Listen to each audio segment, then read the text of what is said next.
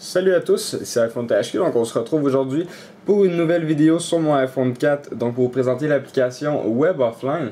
Donc j'ai eu le courage de faire une vidéo, même si je suis rendu un petit peu accro à ce jeu, juste ici, Modern Warfare 3, et oui, c'est sorti aujourd'hui, donc je suis allé me le procurer, puis sérieusement c'est un très bon jeu, puis je pense que je vais être un petit peu accro à ça. Mais il faut quand même continuer à aller à l'école et tout ça et vous faire des petites vidéos. Donc on se retrouve pour la vidéo Web Offline. On va juste vous présenter un petit peu. Ça dit que ça prend le firmware 5.0 ou plus pour que ça fonctionne. Puis dans le fond, ce que ça permet de faire, c'est simplement sauvegarder des pages internet. Si vous voulez les relire plus tard, vous allez pouvoir avoir accès à vos pages sauvegardées.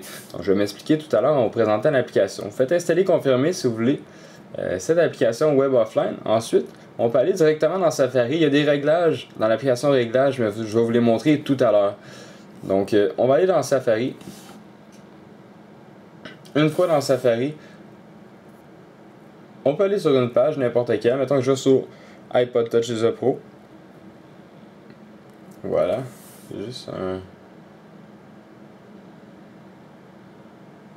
Ok, donc là je suis sur iPod Touch The Pro. Désolé si j'avais fait un petit signe. Donc je suis sur iPod Touch The Pro. Mettons que j'ouvre le blog News l'iPhone 4S gratuit. Donc je vais là-dessus. Puis là j'ai pas trop le temps de le lire, mais je suis connecté à un Wi-Fi. Donc j'ai pu avoir accès à la page, mais maintenant je veux la sauvegarder. Je vais tout simplement aller cliquer sur la toolbar ici, le bouton au centre, et descendre à Save for Offline. Donc je clique là-dessus, et là ça va sauvegarder la page qui est en cours d'utilisation. Et ensuite, je vais pouvoir la relire si je suis hors connexion. Donc là, ça dit Web Offline Updated. Donc, ça a été mis à jour, ça veut dire parce que je l'avais déjà sauvegardé celle-là. Donc, si j'en prends une autre, par exemple, si je prends un autre blog, Cydia, et voilà. Donc là, j'attends que ça load, puis je peux encore la sauvegarder. Mais cette page-là, je ne l'avais jamais sauvegardée, donc je fais Save for Offline. Et ensuite, une fois que ça va être sauvegardé, ça va dire tout simplement Saved. Donc je vais cliquer sur Close. Et pour y avoir accès, on a tout simplement aller dans les Bookmarks et on a un dossier Save Page qui s'est créé. Donc c'est tellement bien fait que ça s'est créé automatiquement. Et ensuite, on clique là-dessus, puis on a accès à nos pages qu'on a sauvegardées. Donc News l'iPhone 4S gratuit, on clique là-dessus. Et tout simplement, on peut lire notre page sauvegardée. Donc là, je suis en Wi-Fi, vous allez me dire oui, mais comment qu'on fait si on n'est pas en Wi-Fi? Tout simplement, c'est la même chose, ça relance là-dessus, ça load un petit peu, mais si vous n'êtes pas en Wi-Fi, et vous pouvez avoir accès à votre page. Même chose pour celle-là. Et ça, j'avais fait un test avec iPod Touch Pro, la page d'accueil.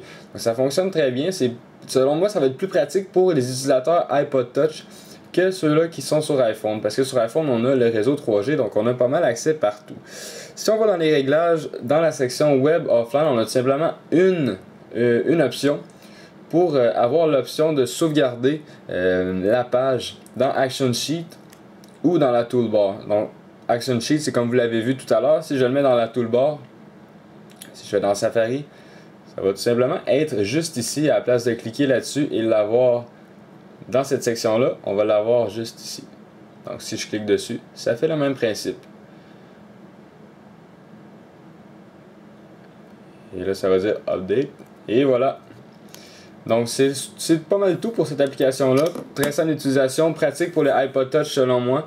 Donc, c'est iPhone THQ. N'oubliez pas de vous abonner à ma chaîne de YouTube juste en cliquant en haut sur le bouton s'abonner. Ça vous permet de recevoir toutes les prochaines vidéos que je vais mettre en ligne. Visitez également mon Twitter, mon Facebook, Google+. Et n'oubliez surtout pas de visiter iPodTouchPro.com. Merci beaucoup, au revoir.